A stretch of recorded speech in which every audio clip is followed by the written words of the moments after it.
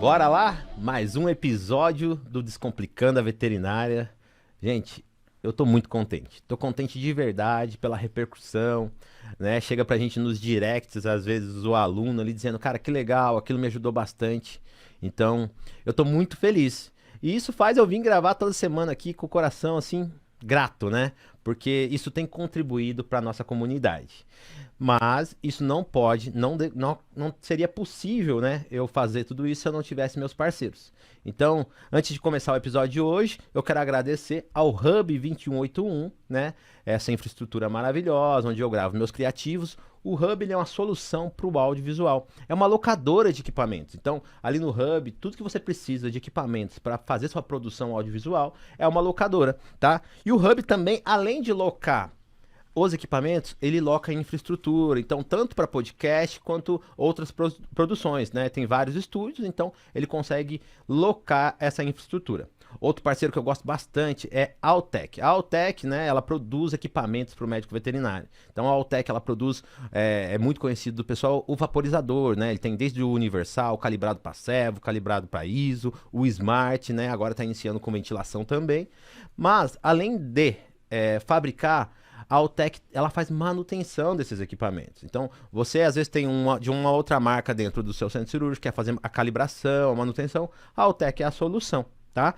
E eu sempre deixo claro, não quero ser anestesista, mas às vezes você tem uma clínica, quer ter um equipamento de qualidade dentro do seu centro cirúrgico, não é porque é meu parceiro, mas eu uso na minha rotina. Então, a Altec é uma solução. Hoje, preparem os corações, porque hoje eu tô com um cara aqui o cara é fera do coração. Doutor Guilherme Aquino. Tudo bem, doutor? Tudo bem, graças a Deus, e você? Bem também, prazer. Obrigado aí por ter vindo aqui. É um cara que eu admiro, né? Eu acompanho ele nas redes sociais, eu vejo tudo que faz, é um grande amigo. Doutor, hoje vamos falar de coração aí, né? Vamos. Eu que queria agradecer o convite aí, a parceria. Sempre que vocês precisarem ir, eu estou à disposição. Obrigado. Tava até falando com o doutor antes de entrar no ar. A gente vê aí o aluno, o cara que está se formando, e ele vai assumir um plantão noturno. Às vezes a preocupação dele não é o politraumatizado ali, que foi atropelado, que chega em hemorragia. Ele fala assim: e se chegar um cardiopata descompensado, o que que eu faço? Às vezes nem é cardiopata, né, doutor? Verdade, foi o que a gente comentou, né? A primeira pergunta é cardiopata, né? Ele consegue fazer essa triagem, essa diferenciação? Mas é o fantasma que assola aí o recém-formado. Mas o coração é importante, né? Então, olhando para a bomba aí, ela tem bastante repercussão como um todo. Então, vamos viajar nessa jornada da cardiologia aí, Doc. Não desmerecendo, né? Mas é um dos órgãos mais nobres, né? Eu descobri uma coisa, doutor. Sabe quem que é o cardiologista de humano? É. O contador. Ele cuida do coração. Verdade. Mas na veterinária, doutor, não sei se faz sentido, né? Me corrija aqui, eu vou jogando os mitos no seu colo aí, você vai dizendo. Na veterinária hoje também a longevidade, né? Então, hoje a gente tem o CNIS, o cão na geriatria ali. Então, será que isso também tem feito essa especialidade ser mais evidenciada ou não? Sim, sim, a gente tem essa oportunidade, né? A maioria dos pacientes que a gente trata hoje são pacientes que têm uma idade mais avançada, justamente por conseguir chegar nessa idade e demonstrar os desgastes que o organismo acaba trazendo. Não é os únicos, não são, né, os únicos pacientes que a gente trata. Tem também os pacientes jovens que já nascem com alterações congênitas, né, malformações, mas a maioria, sim, são pacientes mais idosos. Boa, você viu que o homem manja, né? Antes da gente falar do coração, Guilherme, conta pra gente aí sua jornada. Você formou aonde? Você é daqui da região? Conta como iniciou aí, né? Essa paixão pela cardio. Se foi antes de entrar na faculdade ou descobriu depois da faculdade? Dá um overview pra gente aí. Cara, isso é bem legal. Não sei se você já fez essa pergunta. Eu sempre faço para todos os veterinários que eu conheço. Se você queria ser veterinário, acho que 90% responde. Desde quando eu era criança, eu falo que eu quero ser veterinário. É um ou outro que fala, eu sempre falei que ia ser engenheiro e do nada eu mudei e comecei a fazer medicina veterinária. Eu sou assim também, desde moleque eu sempre já estou mexendo com bicho, estava vendo cavalo e cachorro e falando que ia ser veterinário. Então eu acredito que a minha jornada iniciou aí, tipo, nos meus estudos antes mesmo da faculdade. Faz sentido. Aí sempre tive esse sonho, não sabia se ia ser uma realidade ou não, né? Mas depois que eu terminei a escola, eu consegui entrar na faculdade de Itajubá. Comecei minha faculdade lá em Itajubá, em Minas. Aí com um ano e meio, eu fiz uma prova e consegui uma bolsa aqui na Unip em São José. Como eu sou daqui da Hum, região, eu optei em voltar e continuar os estudos aqui.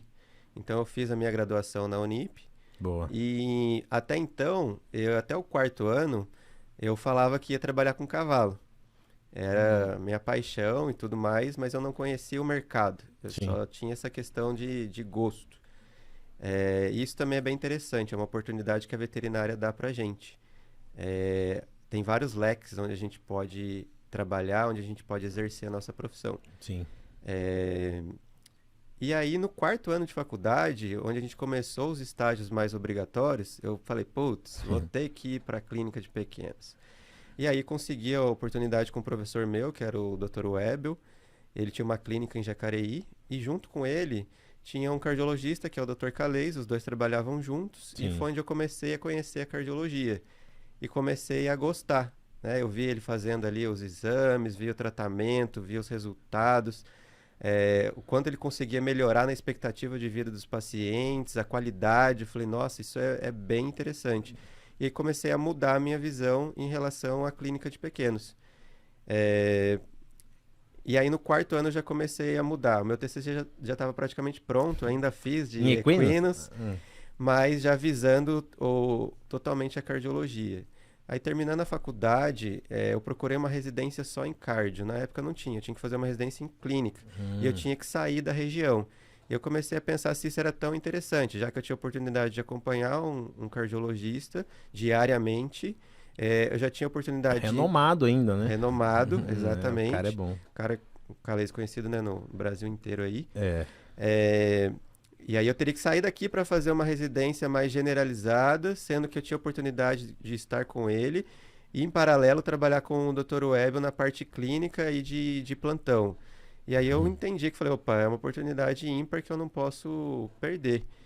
Aí, conversando com ele, antes de iniciar a própria pós, eu fiz um aprimoramento, que isso é bem interessante também para quem está formado ou está Antes de escolher uma tá, pós propriamente dita, fazer um aprimoramento, você acha que contribui? contribui muito, né? Eu acho que assim, primeiro que se você sair da graduação e já entrar numa pós, você não tem muito embasamento, Hum, né?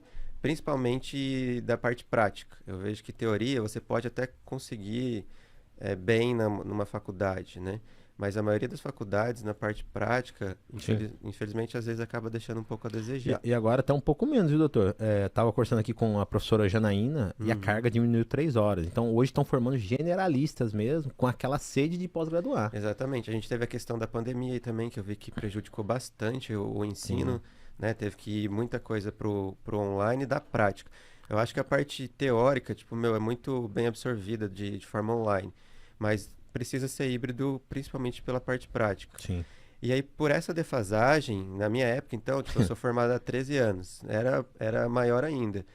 E aí eu decidi fazer o aprimoramento em cardiologia, que era uma vez por mês, no final de semana. E aí eu dei continuidade dessa forma para entender se realmente era a minha expectativa, se era o que eu queria seguir na minha profissão, eh, e se eu também ia me adaptar, né, entre aspas, dar conta, né, de tanto conhecimento e tudo mais. Então eu fiz o aprimoramento, foi 1 ano e 3 meses mais ou menos. Dali eu entendi que realmente eu queria cardio, e aí já estava tipo na rotina. Entrei para pós-graduação, aí eu fiz o aprimoramento no CETAC Hum, e fiz a pós-graduação na Anhembi Morumbi. Paralelo a isso, sempre fazendo curso de pequena duração de eletrocardiograma, de eco na emergência, eco pro anestesista, eletro pro anestesista. Anestesia é algo que eu gosto muito, né? sim. Você sabe.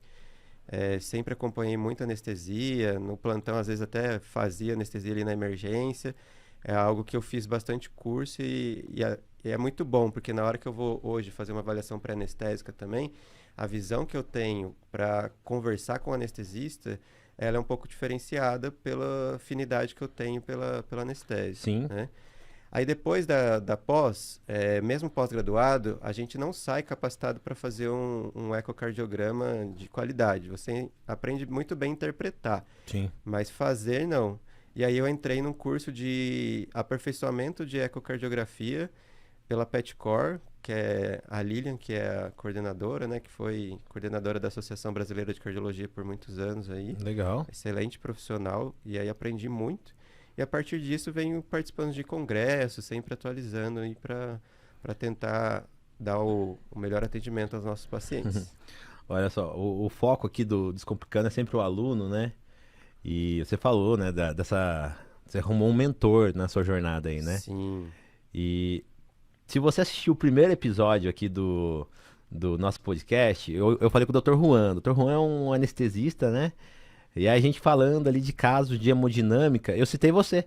Eu falei de um caso, doutor, que eu era um recém-formado. Olha pra você ver, você falou, a gente sai, até da pós-graduação, às vezes a gente sai um pouco inseguro, né? Sim. É uma situação que eu tava no plantão, recém-formado, com o cardiopata. E aí você me auxiliou ali remotamente. Vai pelo vasopressor, afere isso, porque quando a gente vê ali o paciente em edema pulmonar, Dá um desespero, unânime, né? unânime. Faz o diurético, né? Sim. E aí lava ele no diurético, mas ele tava hipotenso. Então, eu tava entre a cruz e a espada, né? E aí você falou, peraí, melhora a hemodinâmica e depois você cuida do edema propriamente dito. Isso, tem um quadrante que a gente chama de paciente frio e quente, úmido e seco. É. Úmido é a questão do edema pulmonar cardiogênico, né? Ele está congesto. E frio e quente é a questão de perfusão que você mencionou.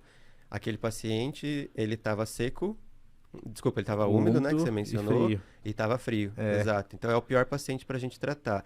Se você ficar focando só na questão úmida, você não vai melhorar a perfusão dele e não vai ter um bom resultado. Então, é um paciente que a gente usa o vasoativo primeiro, para a gente transformar ele de frio para quente e depois de úmido para seco. Isso. Porque a gente tem o medo ali de entrar com o vasopressor, com o vasoativo, né? Então, atribuiu-se ao cardiologista ou anestesiologista e o cara ali da UTI o uso, mas você falou pra mim, cara, isso aqui é de uso da clínica generalista, se você dominar essa área aqui, né?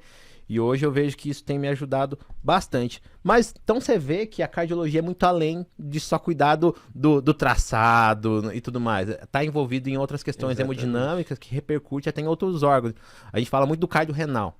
Então, conta pra gente aí tudo que você faz aí com a cardio. Teve uma outra coisa muito engraçada também. Quando eu comecei na cardio, assim, acho que estava no aprimoramento ainda, eu falava para meus colegas que eu não gostava de endócrino. E aí os professores riam de mim, falavam, você não gosta de endócrino e você vai ser cardiologista? E eu, né, tipo, cru, falava, eu vou ser cardiologista, não vou ser endócrino. E aí depois você começa a entender que tá tudo atrelado, né? Não tem como. Então, assim, você tem que saber de endócrino, tem que saber de neuro, tem que saber de nefro. Tudo bem que hoje a gente tem a oportunidade de trabalhar de forma multidisciplinar muito bem feita. Isso. Mas você tem que ter o conhecimento mínimo para você saber, isso aqui eu preciso de uma ajuda de um endócrino. Isso aqui o coração ele tá sendo prejudicado por um hiperadrenocorticismo. Faz sentido. Ou não, ele é um cardiorrenal, mas quem veio primeiro? Quem tá pior? Né? É o rim ou é o coração? Como é que a gente vai trabalhar com isso? Muito louco. A parte neuro, questão de hipertensão, o próprio anestesista, né? Avaliação pré-anestésica. Como é que a gente trabalha com isso hoje na medicina veterinária? A hora que você falou, eu não gosto de endócrino, o coração é um órgão endócrino terciário, né? Ele produz o peptídeo atrial natriurético, não lembro se é isso. É um dos, né? Sim. E acaba que os elétrons repercutem muito, né, na questão elétrica. Doutor, então, mas assim, eu acho que o aluno, né, ele deve olhar e falar assim, eu vou fazer cardiologia, posso estar errado, não sei se era seu pensamento antes de pós-graduar, é que você acompanhou o CALES, mas assim, para fazer eletroecografia, é só isso? Não, né, isso é a base, é o início ali, né, mas é o que todo mundo vê. Às vezes vê até mais eletro do que eco, né, dependendo se a pessoa for, estiver começando na veterinária. Ou se você perguntar para uma pessoa leiga, e o coração? Até é um dos maiores símbolos, né? Vai aparecer lá, vai pensar, vai aparecer um traçado. Acha que você está contando quadradinho o dia inteiro, né? Exatamente. Né? Mas é a nossa base. Eu acredito que tem 3 coisas que agregam bastante na cardiologia hoje. Uma, sim, é o equipamento, né? A gente tem bons equipamentos. Um é o eco, que seria o ultrassom do coração, onde a gente avalia a parte morfofuncional. Então a gente avalia a questão de formação e função. Sim. Caiu no que a gente comentou, como é que está a formação desse coração? Será que ele foi bem formado ou não? Se ele não for bem formado, qual é essa alteração? O que isso traz de repercussão, né? Vai fazer mal para a vida dele? Vai diminuir a expectativa de vida desse paciente? É uma alteração que precisa de uma intervenção cirúrgica? Essa intervenção ela existe ou não? Ou é medicamentosa? Esse paciente precisa de um acompanhamento dessa questão de malformação? Depois a gente vai para a questão de formato, de tamanho. Esse coração, ele tem um tamanho adequado ou não? Como que a gente faz isso com o eco? A gente faz isso comparando alguns pedaços, entre aspas, do coração com o outro, por exemplo, relação átrio esquerda aorta, é uma das medidas clássicas do eco. A gente compara um lado com o outro, a gente compara com o peso do paciente, a gente vai indexando, entendendo se esse coração tem um tamanho adequado. Sim. E depois as principais funções: contração, relaxamento, enchimento, esvaziamento, abertura e fechamento de válvula. Isso seria a parte básica do eco, que é a avaliação morfofuncional. A gente tem o eletro é para avaliar o ritmo cardíaco, né? Não é um exame que a gente avalia a questão de tamanho. Mesmo a gente sabendo que a onda está um pouquinho maior, isso pode me sugerir uma sobrecarga do lado esquerdo, mas é uma sugestão, ele não consegue falar de forma eficaz se isso realmente acontece. Então você, nesses casos, precisa complementar com o eco. E vice-versa. Às vezes eu olho no eco e vejo um ritmo irregular. Falo, opa, esse cara aqui ele precisa do eletro. Porque se eu estou falando de ritmo, eu preciso fazer um estudo eletrocardiográfico. Para quem não é da área, eu costumo comparar, eu falo assim nas minhas consultas, olha, se a gente fosse avaliar uma perna, o que o eco vai nos trazer de informação? Se eu tenho as duas pernas, se eu tenho coxa, joelho, canela e pé, se eles têm os tamanhos iguais, e se eu faço o movimento do joelho e do meu pé. Então isso é morfofuncional. Isso te dá a capacidade de andar? Não. Não dá. Para você andar, o que você precisa fazer? Imprimir um ritmo correto, colocar uma perna na frente da outra, sempre de forma adequada. E isso é o que o eletro vai nos informar. Só que no coração, né, não é esquerda e direita, contrai a parte de cima e a parte de baixo, mas ele precisa sempre seguir essa sequência. Para quem já está fazendo os estudos, aí a gente já tem algumas perguntinhas clássicas, a gente estava até conversando disso, né? Quando você olha para um traçado, por exemplo, de eletrocardiograma, algumas perguntas são essenciais. Por exemplo, tem onda P, que seria a contração atrial? Toda P conduz ao complexo QRS, que seria uma contração ventricular? Então, assim, depois de uma contração atrial, tem uma contração ventricular? Tem os BAV, né? Exatamente. Então, se não tem, a gente já começa a falar de bloqueio atrioventricular. Se não tem a onda P, a gente já começa a falar de parada atrial. A contração atrial, ela seria a passagem ativa, né, do volume do átrio para o ventrículo, ao qual isso acontece com mais ou menos no paciente rígido com 30%. Tá? E a parte do complexo QRS seria a passagem total ali do ventrículo em direção ao corpo ou em direção ao pulmão, que seria muito mais... Isso, que seria muito mais grave. Então, se você vê um paciente sem o complexo QRS, isso é muito mais grave, né? Que seria os bloqueios atrioventriculares. A gente sempre pergunta num traçado também o intervalo RAR, que é para a gente ver a questão do ritmo, se ele está regular ou irregular. E também a gente pergunta se ele é lento, rápido ou normal, que seria uma bradicardia, uma taquicardia, ou se ele está num ritmo sinusal, certo? Certo, muito louco, né? Porque o eletro hoje, a maioria das unidades, isso é muito bom, né? Você falou que os equipamentos melhoraram. Hoje as clínicas têm o eletro, né? Lógico que tem a visualização de eletro pelo ponto de vista do cardiologista, tipo assim, eu vou entrar com tal medicação que vai diminuir esse espaço, questões que vão melhorar a sobrevida daquele paciente e a qualidade de vida. Sim. Mas ali, às vezes o clínico, ele tá fazendo, não sei se é uma realidade ainda, doutor, o clínico, ele pede o eletro, às vezes, em algumas situações específicas, que é o bicho que está descompensado propriamente dito, e uma avaliação pré-anestésica. E ele tem aquele eletro na clínica, e ele precisa, às vezes, tomar uma decisão rápida, né? Pelo ponto de vista elétrico. E, às vezes, você falou, e eu achei fantástico, né? Olhar para o intervalo de R's. Isso vai te trazer uma informação sobre ritmo, né? Lógico que a ausculta também, né, meu amigo? Tem ausculta. A ausculta contribui, mas assim, às vezes você olhar pelo esse ponto de vista...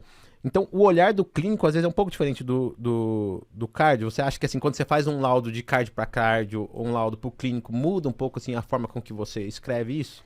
Muda. Cara, foi bem interessante o que você falou. Essa questão, a gente tem essa oportunidade de fazer, por exemplo, laudos à distância, né? Eu acho isso. Tudo na vida tem pontos positivos e negativos. Sim, Eu acho que o positivo é isso, né? Ter acesso muito mais fácil, muito mais rápido. Mas uma questão que a gente tem que falar muito é o treinamento. Então, por isso. exemplo, o paciente ele tem que estar no decúbito correto, no posicionamento correto. Os eletrodos têm que estar na sua ordem correta, no local correto, porque Isso. isso vai impactar diretamente no cardiologista que está lá à distância para fazer o laudo. Às vezes, por exemplo, vem uma onda invertida. Puta, será que isso é um desvio de eixo ou será que quem Hum, colocou lá não colocou de uma forma adequada? Ou para mesmo na emergência, a própria pessoa coloca e ela vai olhar o traçado. Mas se ela não colocou direito, não posicionou hum. direito, o traçado já vai ser diferente. Eu lembro um dia que você me perguntou também, falou assim, você falou para mim, Guilherme, eu posso colocar o eletro de pé? Foi. Porque o paciente não estava bem. Eu falei, depende, para que que você quer? Na emergência, para você fazer essas perguntas básicas, para você pensar em hemodinâmica, pode fazer. Se eu for laudar isso, colocando as mensurações das ondas, não pode. Porque Hum, as mensurações foram feitas no estudo com o paciente em decúbito lateral. sim, Então, para eu acreditar no tamanho, ele tem que estar posicionado corretamente. Essa é a primeira sim, primeira coisa. Segundo, é isso que você falou. Você precisa ter um bom treinamento básico. Não adianta também você pensar no avançado se no básico você não tem. sim. Às vezes o cara me liga e eu falo, tem sopro?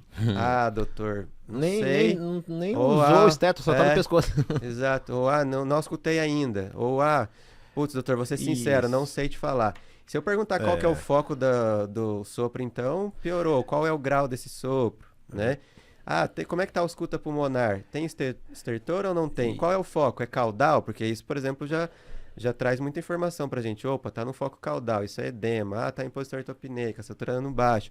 Tem é, sopro mitral. Puta, esse cara é um cardiopata. E eu preciso confiar em quem tá lá. Assim como você comentou que você precisa confiar nas informações que eu vou te passar, eu também preciso de você, né? Você precisa sim, ter um bom treinamento ali técnico para você passar informações fidedignas. sim. Quando eu falei do eletro nas clínicas, gente, você é aluno, isso não exclui a necessidade de você ter o seu cardio. Tá? É para facilitar o sistema. Então, você seguir as orientações do seu cardio, por exemplo, o Dr. Guilherme ele lauda para as pessoas que têm, né, na clínica, ele te manda o traçado ali, você faz. Mas quando você entende que o coração, né, doutor, tem a responsabilidade ali, uma importância na hemodinâmica, antes de ligar pro seu cardio, pega uma PA. Ausculta seu paciente, faz uma oximetria, né, para você trazer informações que vão contribuir para aquele laudo. E falando em laudo, doutor, às vezes, né, na minha rotina como anestesista, às vezes muito colega me liga e fala assim, doutor, você avalia o laudo aqui pelo ponto de vista anestésico aí, se tá apto ou não? E às vezes eu brinco, né? Tipo, vem lá a conclusão dizendo que tem arritmia sinusal com marca-passo Migratório. migratório. Aí eu falo, meu Deus, vai ter que derrubar a cirurgia. Aí o que que acontece? Não sei o que. Eu falo, não, ele respirou. É isso mesmo. Então, eu costumo nos meus laudos, no comentário, colocar ali uma prévia, né, ou uma explicação breve do que está escrito na conclusão. Isso eu acho que ajuda muito. Então, por Isso. exemplo, é arritmia sinusal com marca-passo migratório. Normalmente, entre parênteses, eu já coloco fisiológico. Que aí o cara vai entender, isso aqui é normal, né? Não preciso me preocupar. Mesmo que depois, num segundo momento, ele vai procurar entender o que é o marca-passo, né? Sim, Que seria ali a diferença do tamanho da onda P conforme a frequência respiratória do paciente, né? Então ele acompanha a arritmia sinusal. sim. Isso não veta o procedimento, obviamente, mas se a pessoa não tem o conhecimento, ela vai achar que, opa, marca-passo. O que que ela vai A pensar? palavra marca-passo. Exatamente, ela vai pensar numa parte cirúrgica, né? Num paciente que tem um bloqueio atrioventricular, por exemplo, de segundo, terceiro grau, que precisa implantar o aparelho que chama Marca-passo. marca-passo, né? Que vai determinar ali a frequência cardíaca do paciente. A gente está falando de coisas totalmente diferentes, Sim. distintas, né? Só de você colocar entre parênteses ali o fisiológico, você já alivia muita coisa, né? E aí eu faço isso com a maioria das alterações. Bloqueio atrioventricular. No comentário normalmente vem dizendo ali qual a condição para que eu tenha caracterizado isso como um bloqueio, né? Intervalo PRX, tal coisa, caracterizando o bloqueio atrioventricular, né? Você falou aí que do marca-passo e também tem o aparelho marca-passo. Isso eu sei que tem na humana. Hoje na veterinária a gente tem evoluído para essas técnicas assim de Porque não é só ecografia e eletro, né? Você também tem outros métodos de triagem, o aparelhinho, o Holter, né? Você consegue dizer pra gente aí, pro aluno, né, que às vezes não tá habituado a esses outros métodos que a cardiologia também faz. Sim, se a gente falar, então, por exemplo, de alteração de ritmo, então a gente precisa entender se é uma alteração que necessita de tratamento ou não. A gente avalia isso olhando se isso interfere no débito cardíaco. O que é o débito cardíaco? Volume ejetado dentro de 1 minuto, Sim. né? Se ele não tem um volume mínimo, ele vai ser um paciente sintomático. Normalmente ele vai ser um paciente que tem síncope, né? Ele desmaia com certa frequência. E aí, nesses pacientes, normalmente eu utilizo o Holter. O Holter é um eletrocardiograma que a gente pode colocar o tempo que a gente quiser. Normalmente a gente deixa 24 horas no paciente. Então a gente coloca ali, raspa o paciente, coloca os adesivos. E tem um aparelhinho que ele é bem pequenininho, coloca nas costas do paciente. Aí tem uma roupinha, a gente põe a roupinha, uma mochilinha. Legal. E aí a gente manda esse paciente para casa e tem que ser um dia que o tutor possa acompanhar para ele relatar o dia do paciente. Tem um caso bem legal também disso, que foi engraçado, na verdade, né? Era um paciente que ele desmaiava todo dia. E aí eu falei pro tutor, eu falei, olha, a gente precisa fazer o Holter para a gente entender se a terapia vai ser medicamentosa ou não, se a gente já vai direto para uma intervenção cirúrgica através de um marca-passo. E aí ele falou, beleza. Ele colocou o Holter, eu falei, faz a rotina dele normal e coisas que possíveis que vão trazer um possível desmaio. Sim. Eu falei assim, beleza. Ele falou, cara, levei o cachorro no parque, o cachorro correu, tal. Todo dia ele desmaiava no parque. Nesse dia, não desmaiou. Ele falou, cara, vou levar ele na minha mãe, porque na minha mãe, quando ele vê minha mãe, ele fica felizão. Aí levou na mãe dele, nada do cachorro desmaiar. Ele falou, já tava voltando triste. Por quê? Porque eu falei pra ele que se ele não desmaiasse, ia dificultar a minha análise. Eu queria ver o que acontecia com o eletro na hora da síncope. E na hora que ele entrou no consultório, cara, na clínica, o cachorro ficou nervoso, pum, desmaiou. Na hora que ele desmaiou, a recepção tava cheia. E o cara começou a comemorar. Nossa, graças a Deus ele desmaiou. E aí todo mundo começou a olhar pra ele, porque falou, meu, o cara tá louco, ele tá feliz que o cachorro dele desmaiou. E aí ele falou que ele tava olhando pra baixo, assim, na hora que ele olhou pra cima, ele falou, viu que todo mundo com aquela cara fechada, né, cerrado, olhando pra ele, falou, meu, os caras acho que ele tava querendo me bater. Aí eu me liguei, daí eu falei, não, gente, calma aí, é que ele tá com um aparelho aqui, que ele precisava desmaiar pra gente fechar um diagnóstico mais preciso, e eu poder tratar dele. Aí ele entrou no meu consultório falando, ele falou assim, nossa, quase apanhei ele fora. Eu falei, ô louco, mas por quê? Daí ele contou essa história. Foi bem legal. Então é isso, com o Holter a gente tem um ajuste fino aí, às vezes do tratamento medicamentoso, ou a gente pode pensar na parte cirúrgica, que a gente já tem na medicina veterinária, que seria o implante do marca-passo. Tem alguns casos também, depois se você quiser eu mando foto, tudo. Boa. De um paciente que ficou bem melhor, ele desmaiava, aí quem fez o implante foi o Paulo Giuliani, veterinário cirurgião de São Paulo. Fez um implante, o paciente inclusive era de uma médica, então era interessante que ela tinha já essa consciência da importância, né, da precisão ali da cirurgia, e o paciente ficou bem até hoje. E hoje mudou, né, você falando aí, não é só porque ela era médica, mas hoje tem os balões, tem técnicas que mudaram, a oferta também, né, de capacitação, o tutor que procura mais, tem evoluído também, porque todos os colegas que têm vindo aqui, doutor, a gente tem falado da evolução pelo ponto de vista tecnológico, de conhecimento e da questão homem-animal, né? Então hoje os tutores estão mais dispostos. Na cardiologia tem sido diferente ou não? Não, eu acho que é exatamente isso. A gente tem a parte tecnológica que avançou muito, né? Então, por exemplo, quando eu comecei lá acompanhar o Calais, o aparelho dele era um aparelho bem maior, aparelho fixo, muito mais lento, com uma imagem de qualidade muito inferior do que a gente tem hoje. Sim. E isso porque na época era o equipamento de ponta, assim, no Vale, por exemplo, só ele tinha. Todo mundo trabalhava só com eletro, né? Hoje não, o meu aparelho, por exemplo, ele pesa 3 quilos, ele é blindado, a qualidade da imagem é muito melhor, o Doppler dele é muito mais avançado. E a gente tem equipamentos ainda muito melhores, para quem, por exemplo, já trabalha com cirurgia cardiovascular, né? Tem um eco esofágico, tem o eco 3D, tem uma técnica de strain, que são equipamentos com uma qualidade excelente. Só que eu falo que nada disso adianta se você não tiver capacitação técnica, que é o que eu brinco, né? Eu falo, não adianta você ter Ferrari se você não tem uma CNH, uma carta Eu usei essa frase com o Juan, gente, tá aqui o autor. Então eu sempre falo isso, você tem que ter um bom equipamento? Sim, mas você tem que ter capacitação. Faz sentido. E se você não tiver quem acredite no seu trabalho, no que isso vai repercutir para o paciente, não tem sentido nenhum. Que seria o proprietário, né? Seria o responsável do paciente, já que o nosso paciente, ele infelizmente não pode escolher. Fala, não, eu quero sim fazer um eco, eu quero ser tratado, eu quero ser operado. Então, a consciência do responsável mudou muito de 20 anos atrás, né? O cachorro, ele é muito mais próximo do homem, né? Antes ele ficava mais no quintal, comia, sei lá, um resto de comida. Hoje não, né? A gente tem terapia medicamentosa, tem...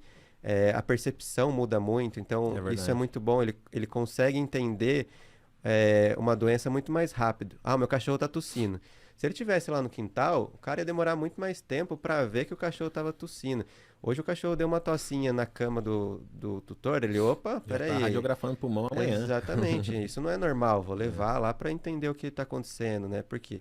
Porque ele é muito importante, ele faz parte da família hoje, né? Até esse caso do Holter que você disse, né? Você falou, ó, eu dei uma tarefa pro tutor de relatar e fazer.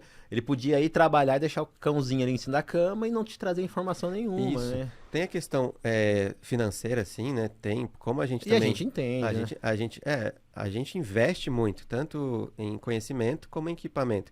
E não tem outra forma, a gente tem que repassar isso pro responsável, né? A gente vive disso. Então, sim, a gente entende que tem o custo para ele conseguir fazer o tratamento. Depois vem o custo, por exemplo, da medicação ou da cirurgia.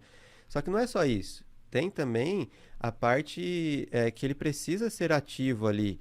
Então, se eu falar para a pessoa, olha, ele vai ter que tomar 5 remédios no dia, vai ter que ser 3 vezes ao dia, o cara ele tem que ter a vontade de falar, puta, cara, eu tenho que mudar a minha rotina, porque agora, na hora do almoço, eu preciso ir lá e dar um remedinho lá pro bolinha.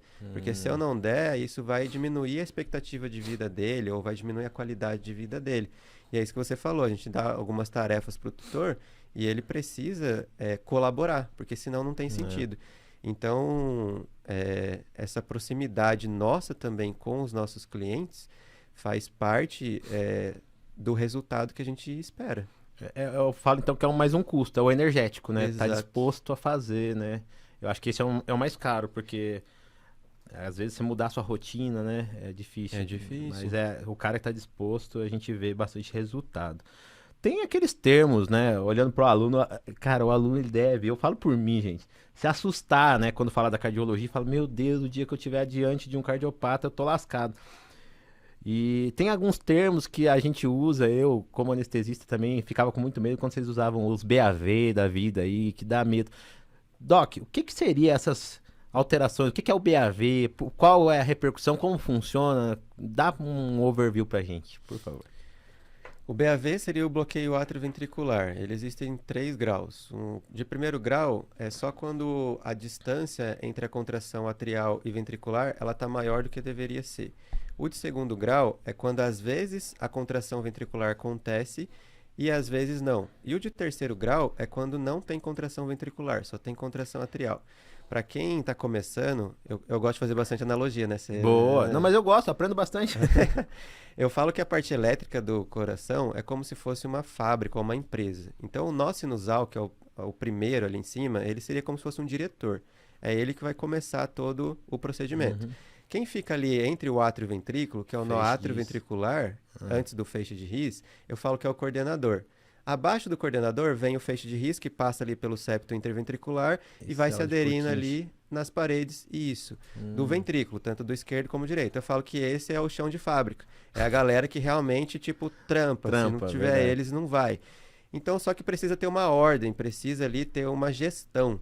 Então, o primeiro é o diretor. Ele tem que mandar o comando pro coordenador. Para ele fazer isso, ele também tem os funcionários dele ali que trabalham junto na direção, né? Faz sentido. Então, ele manda o primeiro sinal para acontecer a contração atrial. Despolariza o átrio. O nó atrioventricular, que é o gerente, ele capta essa informação e fala, opa, o meu diretor já fez o serviço dele. Eu preciso fazer o meu. Vou mandar para a galera de chão de fábrica. Galera, é vocês que têm que trabalhar agora. Despolariza, passa pelo septo e contrai todo o ventrículo. Sempre nessa ordem. Eu falo que o bloqueio atrioventricular de primeiro grau é quando o gerente começa a ficar vagabundo. Muito bom, cara. Então, o diretor faz o serviço dele, chega a parte do coordenador, ele foi tomar um café, aí ele voltou, nossa, tem que trabalhar. E, Passa um, esquece o outro. Esse ainda não. O de primeiro grau, ele só atrasa. Ele, boa. Eu preciso fazer. Ele manda atrasado, mas ele manda o serviço dele. A galera lá de baixo faz do ventrículo. O de segundo grau é quando hora ele faz e tem dia que ele vem trabalhar, tem dia que ele não vem. Então tem contração que acontece, tem contração que não acontece. Esse é o de segundo grau. E o de terceiro grau é quando o coordenador aí, que é o noátrio ventricular, ele joga a toalha. Fala, ó, tirei uma licença, tô indo de férias, vocês se viram, trabalha sem a coordenação. É onde outra célula tem que assumir a postura de contração, porque, óbvio, se não tiver uma contração ventricular, não vai ter volume ejetado, não vai ter débito cardíaco, né? É o que a gente chama de ectopia ventricular, ou extrasístole, ou E aí VPC. é bem grave. É bem grave, né? Então você vai ver ali essas extrasístoles diminuindo bastante a questão da frequência, mas ela ainda é o que está permanecendo no paciente vivo. Isso também é legal. Se você não sabe interpretar isso, tem gente que fala, é uma extrasístole, vou fazer uma medicação para cortar essa extrasístole, uma lidocaína, por exemplo, na emergência. Só que aquilo é o que está fazendo o paciente sobreviver. É o que está compensando. Né? Porque o nótrio ventricular parou de funcionar. Aí outras células quiseram fazer o serviço dela. Exato. Fala, eu não sei fazer direito, mas eu vou tentar fazer. Por isso que sai aquele traçado todo bizarro. Mas é o que está salvando o paciente naquele momento. Esse paciente é o que tem indicação de fazer um implante de marca-passo, porque ele precisa de alguém para um novo coordenador, vamos dizer, né? Muito legal. Uma nova contratação aí. É onde entra a parte de intervenção cirúrgica, que já tem, igual a gente comentou, na medicina veterinária. O outro termo, Doc, que eu acho que também é muito comum a gente ouvir, né, a cardiologia usar, eu acho que vale a pena, por mais simples que seja esclarecer ao aluno, é quando a gente fala de força de contração e tempo de contração. O cronotropismo e o inotropismo, né? Eu posso fazer medicações que vão reduzir ou aumentar, né? Mas primeiro vamos esclarecer para o aluno o que é o cronotropismo, né, e o inotropismo. Sim, essa questão que você comentou, né? Tem a diferença da força de contração e o volume, por exemplo, a ser ejetado. O volume, ele acontece na diástole, que é o tempo de enchimento ventricular, né? Então, o tempo de enchimento ventricular, ele é o dobro da contração ventricular. Então, a diástole, que é o enchimento, ela demora 2 vezes o tempo da sístole, que é a contração, né? Então, cai no que você falou. Uma coisa é a força que você contrai, então isso é a parte de sístole, que é o que faz acontecer a ejeção. Então, se você tiver pouca força, né, você não vai ejetar o volume. Mas se você não tiver volume, também você não vai conseguir ter um bom débito. Eu falo que é igual você pegar uma bexiga, colocar 2 gotas de água dentro dela, pegar uma marreta e ficar marretando. Esse volume vai longe? Não vai. Você tem uma boa força, mas você não tem volume. Se você enche bastante essa bexiga, quando ela estiver bem cheia, com uma boa pressão ali dentro, só de você soltar o bico, ela já tem uma tendência a sair. E aí sim você dá uma boa marretada, esse volume vai longe. Então você tem uma boa força de contração e você tem um bom enchimento ventricular. Muito bom, né? Quando você falou ali do gerente, do coordenador e do chão de fábrica, posso estar viajando. Esse circuito todo de informação elétrica, eu olho na derivação D2, que eu vejo isso? Isso, aonde a gente faz o estudo, né, dessas perguntas que eu comentei, seria na D2. Existem outras derivações que a gente faz o estudo do eixo cardíaco, que seria algo paralelo aí que traz outros tipos de informação. Por exemplo, se o paciente ele pode ter uma neoformação, isso vai mudar ali o eixo do coração. Ele tem um coração dilatado, então ele aumentou de tamanho, isso também vai mudar o eixo. Ele é um paciente, é um dash round, é um whipped, tórax totalmente envesado. Como é que esse coração está inserido ali? Provavelmente ele vai estar mais de pé, isso vai mudar o eixo cardíaco, que a gente chama de conformação torácica. As outras derivações são mais para isso. Ou se a gente quer tirar alguns tipos de dúvidas. Ele tem um bloqueio de ramo. Então a gente pode usar as pré-cordiais. Existem regras que a gente tem que olhar e ver se ele se enquadra nesse tipo de bloqueio.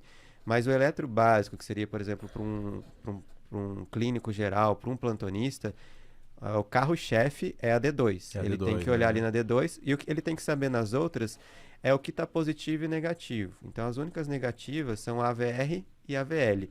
essas duas tem que estar para baixo, o Sim. resto tem que estar tudo para cima. Se ele Verdade. souber isso, tá beleza. Boa. Se Você ele tiver diferente, aí ele pode mandar uma mensagem pro card. Você inverteu o eletro?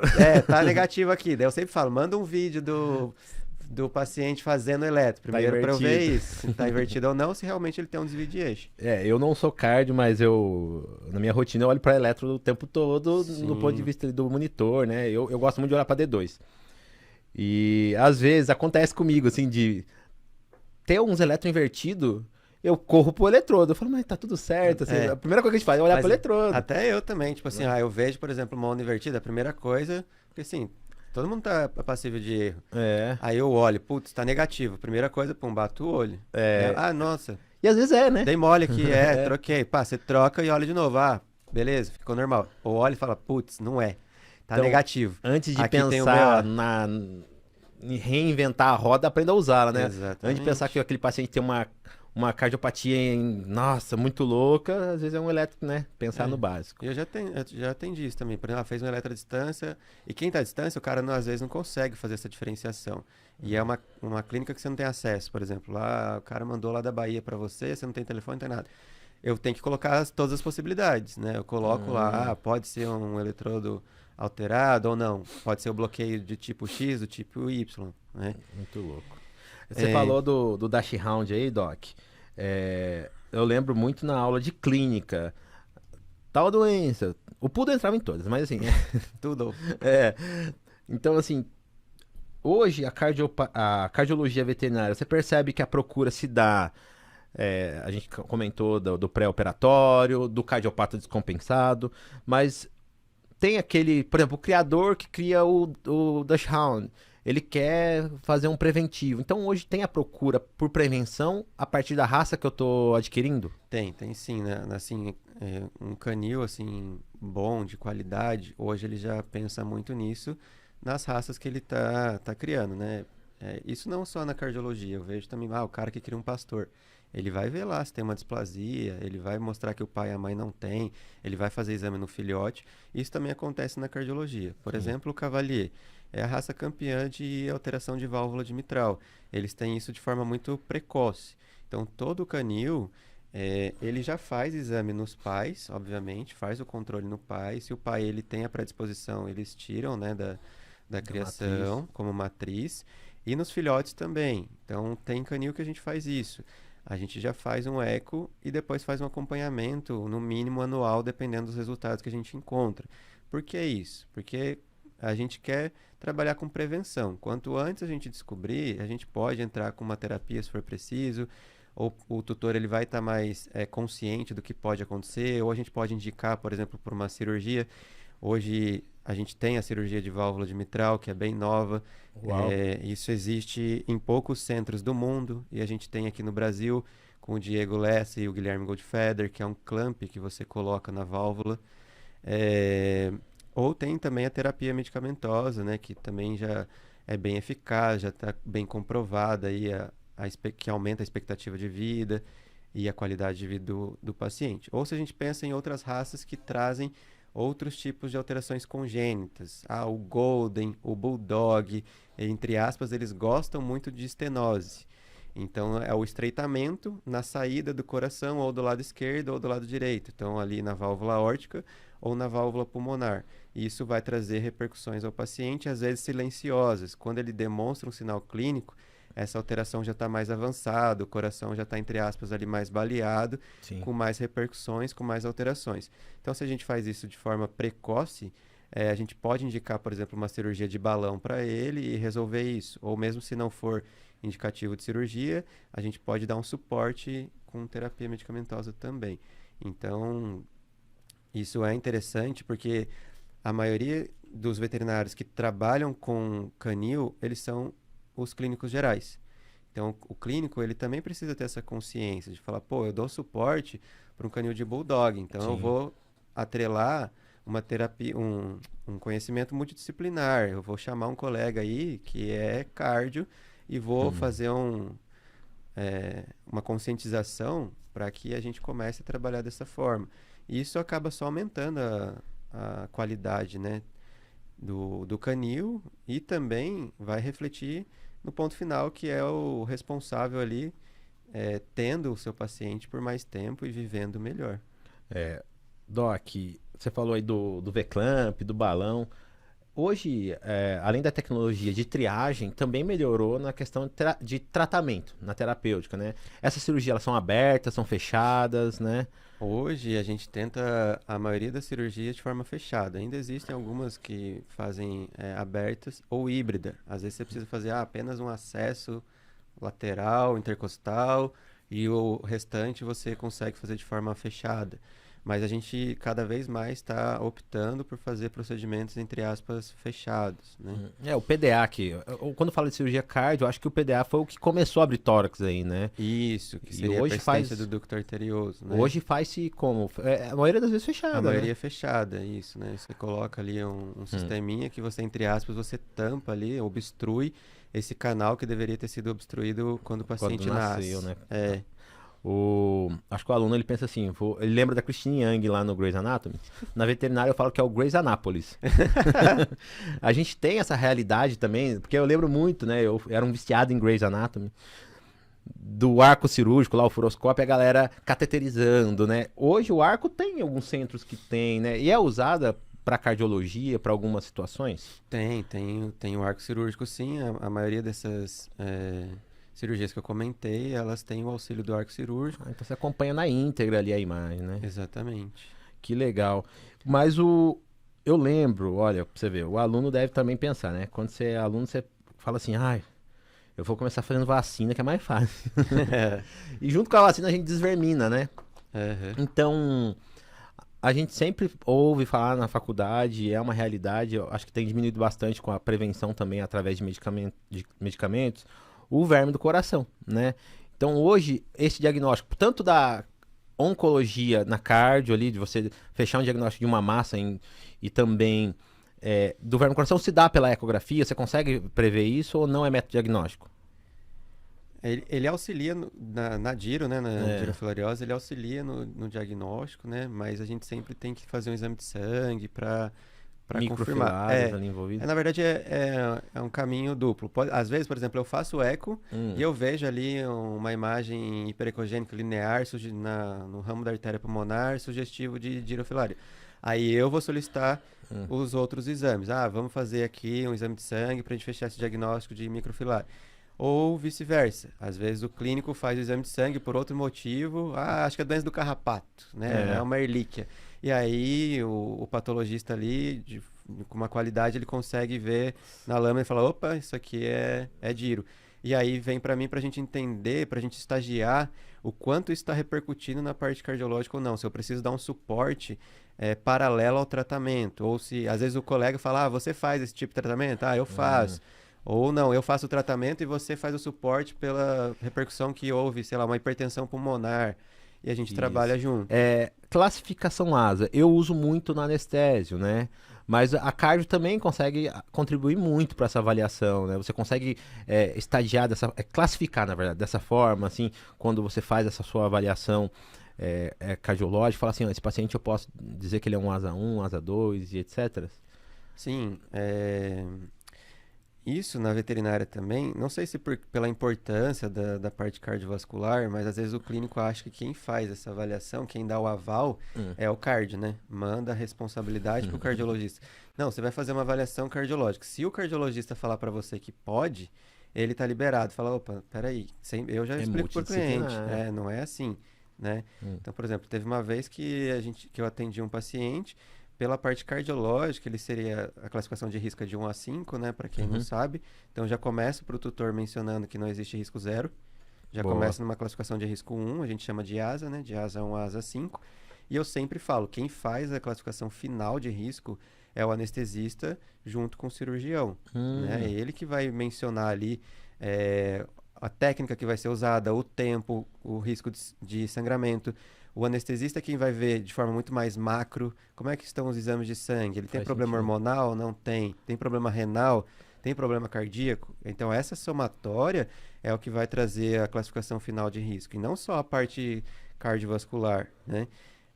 Mas ainda tem essa questão de consciência aí dos colegas de achar que só o cardio é o que importa. Então, Sim. teve um caso, por exemplo, que eu atendi, o paciente ele tinha uma insuficiência de mitral de grau 2, então era uma insuficiência sem repercussão hemodinâmica.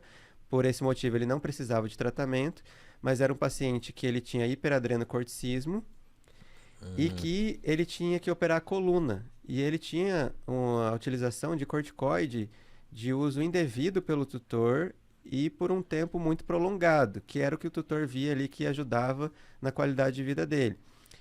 E aí, na minha avaliação, eu expliquei para ela que, pela visão cardíaca, ele seria um risco 2. E aí, quando ele foi para isso, falei, olha, o anestesista ele vai falar para você do risco total. Sim. E aí o anestesista foi, explicou para ele tudo mais, só que talvez acho que ficou embasado na cabeça do cliente que era o risco 2, porque eu acho que o coração é o mais importante. Numa escala de 1 a 5. Exatamente, né? Mesmo o anestesista tendo falado que era uma cirurgia de coluna, que o risco era muito maior, que ele estava ali com colesterol aumentado, triglicéridos aumentado, que tinha várias possibilidades de risco, no pós-cirúrgico principalmente. E aí, infelizmente, foi o que aconteceu. O paciente veio a óbito no pós, e aí na conversa, obviamente, foi falado que ele morreu porque ele teve uma parada cardiorrespiratória. Todo mundo que morre para o coração, até onde eu sei. Exatamente, todo mundo que morre para o coração. Só que às vezes pro tutor ele falou cardiorrespiratório, daí o que aconteceu? Ele falou, então foi problema cardíaco. Então isso tem que ser muito bem esclarecido, tanto da minha parte como da parte do clínico geral, do cirurgião, né, do colega. O que eu faço basicamente? Eu faço isso, eu falo uma classificação, faço um estagiamento pela parte cardiológica, mas deixo muito claro que essa classificação final sempre é do anestesista. Dependendo dos casos, eu sempre gosto de ligar para o colega, porque a minha interpretação, por exemplo, de um laudo de eco é diferente da sua. Assim como a sua interpretação da terapia que você vai instituir no transcirúrgico é diferente da minha opinião. Faz sentido. Né? Você pode falar, não, vou fazer um bloqueio do tipo tal. Eu falo, nossa, mas que bloqueio é esse? Né? Às vezes, Doc, o tutor não sabe disso, né? Os colegas sabem. Eu atendo alguns hospitais que você também atende, né? Sim. E às vezes sai da mesa de uma ecografia sua, você pergunta, né? Quem que vai anestesiar? Quando é comigo, né? Eu acredito que você faz com todo. Eu recebo, às vezes, um áudio de um paciente que nem tá na minha agenda ainda, né? Eu falo assim, então amanhã eu tenho uma anestesia, o Guilherme já falou. Porque você manda, doutor, vai um paciente pra você, evita tal medicação, tal outra, não sei o quê. Você já me dá ali um adiantamento do que pode ocorrer. E aí depois a clínica liga, vamos marcar tal paciente. Eu falo, já sabia. Já tava então, sabendo. É importante quando você fala de multidisciplinar, né? Eu não sei se a galera imagina uma mesa redonda e vamos falar do caso do Bolinha. Não, né? O doutor, ele termina a ecografia e já manda ali, eu vi essa alteração, evite isso, aquilo, a gente discute e o negócio vai bem, né? Então, poder contar com o colega é muito bom, né? Isso Exatamente. tem ajudado. Você, né? Eu vi aí que você gosta da analogia. Eu também, né? Quem me segue ali no Instagram, principalmente, vê que eu gosto de ensinar, né? Ensinar usando modelos que você vai, né, memorizar. Você tem a escola ainda, né, doutor? Que você tinha uma escola que você tinha pro aluno recém-formado ali, que capacitava ele para várias emergências, mas hoje, com foco na cardiologia, você ensina também? Só falando a última analogia aí. Muito bom. Quando eu falo para o tutor de avaliação de risco, eu sempre falo que eu comparo a anestesia e uma cirurgia com uma guerra, né? Primeiro que você não vai para a guerra à toa, você vai? Fala assim, vamos lá, uma guerra? Não, ninguém vai. Se você vê um motivo, uma necessidade que justifique você entrar numa guerra. Cirurgia é a mesma coisa. Você vai operar o cachorro igual fazia antigamente? Vamos cortar o rabinho dele? Não, a gente não faz mais isso. Se a gente está indicando um procedimento cirúrgico é porque tem a necessidade. Faz sentido. Segundo, quem vai para a guerra, pelo menos primeiro, são os soldados mais treinados, mais capacitados. E cada soldado na sua posição, né? Tem o piloto, tem o cara que é o sniper, enfim, tem toda a equipe ali de guerra. É a mesma coisa a gente. Então não adianta só ter um anestesista, só um cardiologista, só um cirurgião. Tem que ter cada soldado na sua posição e trabalhando de forma juntos. E terceiro, numa guerra é conhecer seu adversário, cara. Quanto mais informações você tem do seu adversário, mais chance você vai ter. Você vai saber pontos fortes e pontos fracos. E com isso você vai montar a sua estratégia, que é o que a gente chama de protocolo. É. O seu protocolo anestésico é baseado nas É informações... individualizado. É personalizado com as informações que a gente passa para você, que você Sim. vê do exame laboratorial, ultrassom, raio-x, cirúrgico e cardio. Só para finalizar essa parte. Então, eu sou guerreiro, você viu, né? É, guerreiro.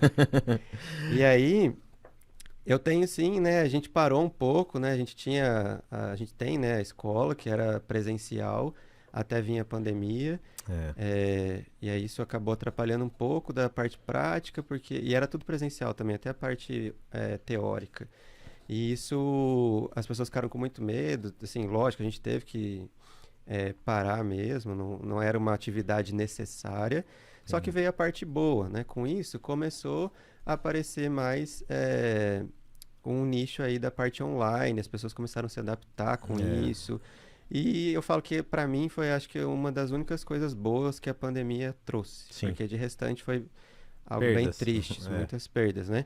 Então, e com isso a gente está se adaptando também a esse mercado. Então a gente está moldando aí novos tipos de curso, talvez cursos híbridos, porque tem parte que ainda precisa da prática. Faz sentido. Mas tem muita coisa que a gente consegue sim passar de forma online. O aluno que te procurar aí no seu direct para perguntar sobre curso, tem novidade aí? Ele pode... Porque assim, o foco é para cardiologia ou para... Porque você tinha um curso para emergências como um todo, né? Isso, o que a gente tinha era... E cirúrgica. Exato, os 3 principais cursos que a gente tinha era de cirurgia básica, que aí é totalmente prático. A gente tinha diferenciais da interpretação laboratoriais e imagens. Então, a gente falava muito, isso, por exemplo, é um curso que dá para a gente trazer para o online. A gente falava muito da parte de exames de sangue, ultrassom, raio-x, por sistemas, o que eu acho muito legal, Muito porque bom. eu juntava as informações, não fazia de forma paralela. Aprende a interpretar um hemograma, depois aprende a interpretar o raio-x. Sim. A gente fazia tudo junto. E o curso de emergência, que era o nosso carro-chefe, onde dentro da emergência a gente trazia todas as especialidades. Eu lembro. Então tem o módulo, você também já falou de controle de dor lá com a gente. Sim.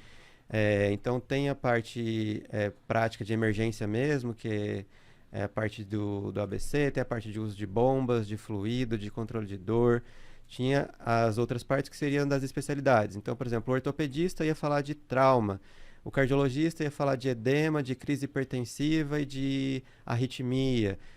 O neuro ia falar das principais alterações que poderiam estar encontrando na emergência. Convulsionou, o que eu faço? É só diazepam, não é? Eu lembro que você foi um dos primeiros também que colocou a emergências para animais não convencionais, é o que chama hoje, né? Isso, Teve um módulo lá com serpentes, cacatua, tinha de tudo. Exatamente. Então a gente tira muita coisa da nossa rotina. Eu vejo a necessidade de acordo com o que a nossa rotina apresenta. Então, às vezes, o colega ligar e falar, cara, eu tô com um coelho aqui, o que eu faço com o coelho? Né? Tu fala, não, então a gente vai ter um módulo específico para pets não convencionais. Olha que legal. E aí a gente foi trazendo, e eu fui perguntando para os colegas também que trabalham com a especialidade, falo, cara, e na sua especialidade, o que você sente aí? O cara, putz, o endócrino. Cara, quando chega diabético lá, ele só sabe fazer a insulina do tipo tal, ele não sabe que tem a outra insulina, ele não sabe fazer uma curva glicêmica. Opa, então você tá convidado, você vai fazer esse módulo com a gente. Uau. A parte gastro. Mas a gente vê que às vezes é o básico que precisa ser dito mesmo ali, né? Quando você fala da própria controle glicêmico, o medo de reposição se dá. E o aluno, ele fica, às vezes, com medo, eu falo até, a hiper não mata, o hipo mata na glicemia, né? Então, como que eu vou fazer uma boa reposição? Às vezes, 90% de quem chega na emergência, eu aferir uma glicemia, eu posso resolver o problema, né? Pensando num paciente de 2 kg que está 3 dias sem comer, né? E Falando de básico também, um equipamento que a gente não citou, que faz parte da CARD, mas hoje faz parte das outras especialidades, e ao meu ver tem que fazer parte de toda a clínica, é a aferição de pressão arterial. Sim. Né? Então, por exemplo, num pronto atendimento humano, você chega lá, a primeira coisa que eles vão fazer na triagem, é aferir pressão. Como é que você faz a conta do volume que você faz de fazer de fluido num paciente que você não sabe a pressão? Meu, isso é básico. Se ele for hipertenso de 240 e você vai fazer uma fluido dele um pouco mais rápida, isso não vai estar sendo benéfico, né? Ou então, numa própria crise hipertensiva. Então, você precisa de coisas básicas mesmo. Primeiro é ter o aparelho, segundo é saber utilizar de forma correta e terceiro é saber interpretar as informações que você tem. Que Sim. aí é onde eu vejo que é muito defasado. Às vezes o cara fere, putz, deu 230. O que que eu faço com essa informação? Não sei. Aí Sim. me liga, fala, Guilherme, peguei o tal, tal, tal. Ou às vezes está na parte técnica mesmo. O cara me liga e fala assim, a pressão está 300.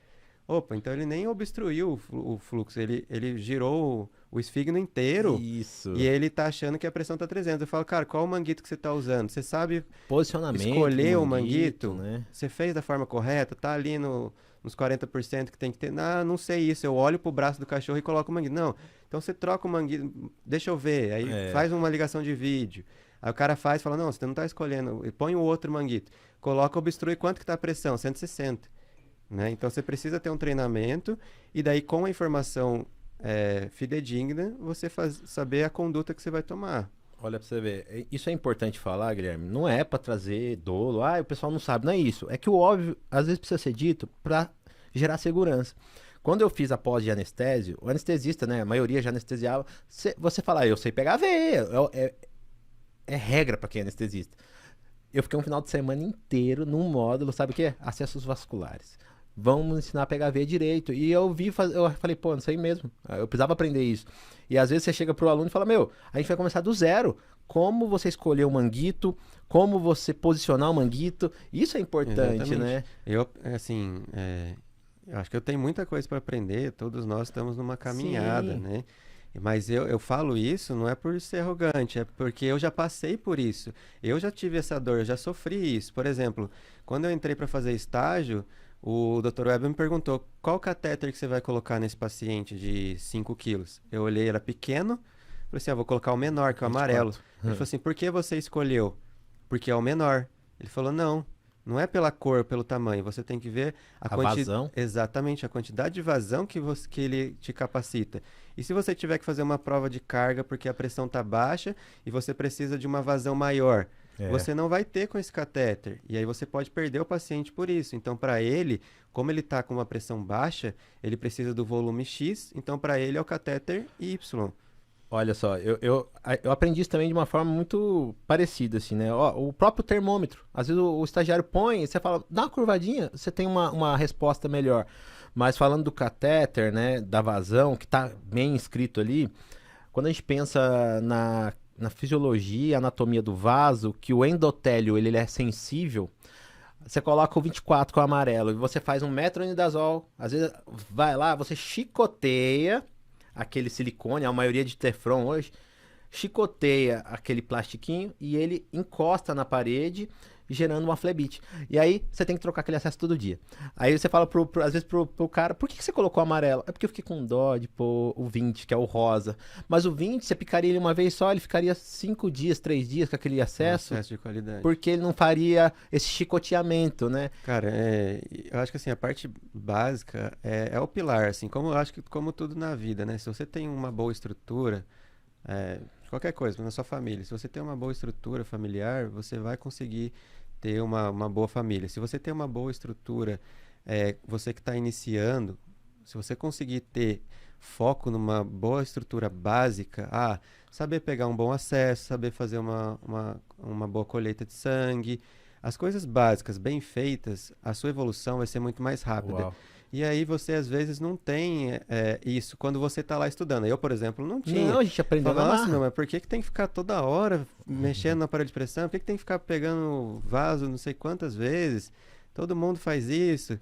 Eu não dava tanta importância. E isso diminuiu a velocidade do meu crescimento. Quando eu tive essa percepção, falei, opa, não adianta eu querer saber fazer o eco lá se eu não sei auscultar de Uau. forma bem feita, né? Muito bom. Então, em breve aí tem curso. Em breve tem curso, tem Tem curso. Em curso? breve tem novidades aí. Então você volta aqui para falar pra gente. Eu acho que também o mercado digital veio para ficar, né? Eu tenho aí olhado com bastante carinho para o mercado digital. O meu propósito hoje aqui do Descomplicando é ensinar o aluno de maneira digital. Eu fico feliz demais quando eu recebo um direct de um cara que tá lá do outro canto, né? A gente tá aqui no Sudeste, a gente tá no estado de São Paulo.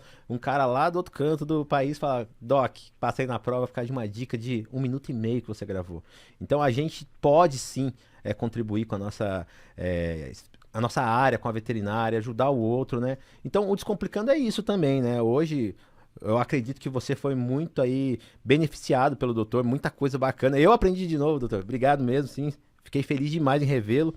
Mas o Guilherme volta, viu? Volta para falar de curso, de coisa boa aí que você pode, aí do seu estado, aprender com ele. Volta? Opa, volto sim. Eu iria já mais uma vez agradecer, muito obrigado pela oportunidade e tamo junto aí, espero ter colaborado. Eu acredito que sim. Eu acredito que sim, doutor. Quem conhece o Guilherme aqui da região, eu acredito que você também que está assistindo vê o quanto ele gosta, né? Não só da cardiologia, mas esse cara, eu falo para ele, né? Ele tem um negócio de servir. O servir, assim, de querer ajudar os outros, quem conhece o Guilherme sabe. Ele gosta de fazer algo pelos outros. Então, espero que você que assistiu hoje, né, tenha aprendido bastante com as analogias, né? Então, gente, é isso, ó. Coisas importantes. Vamos para os recados. Você me encontrou aqui no YouTube, às vezes você não me segue, então começa a seguir, tem um sininho aqui, clica no gostei, vai me ajudar bastante. Lá no Instagram, eu todo dia libero vídeos que vão facilitar a sua vida, então se você quiser me seguir também lá no Instagram, você é aluno, recém-formado, tá aí o convite. Também no TikTok e o Spotify, nós estamos iniciando ele também. Spotify, ó. O podcast, nós estamos iniciando ele lá no Spotify. Então, às vezes você tá no trânsito, quer ouvir sobre aquele tema que você gosta, tem interesse por aquela especialidade, ou quer ouvir sobre a sua área. Então, também pode nos seguir ali no Spotify, que você vai ter essas entrevistas no formato só de áudio, tá bom? Para isso acontecer, né, pra gente dançar, alguém põe a música. Então, eu tenho meus parceiros aqui que me ajudam bastante a fazer isso acontecer. Então, eu tenho o Hub 2181, né, que é essa infraestrutura onde eu gravo meus criativos, que é uma solução para o audiovisual. Então, você que quer aí locar equipamentos para grandes e pequenas produções, né?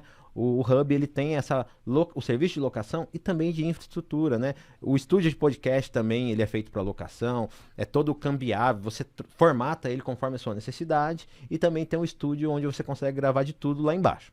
Outro parceiro que também não posso esquecer é a Altec, né? A Altec, ela produz equipamentos para o médico veterinário anestesiologista. Mas eu tomo bastante cuidado para falar disso, porque às vezes você não quer ser anestesista, mas você tem o seu centro cirúrgico na sua unidade, quer ter um equipamento de qualidade.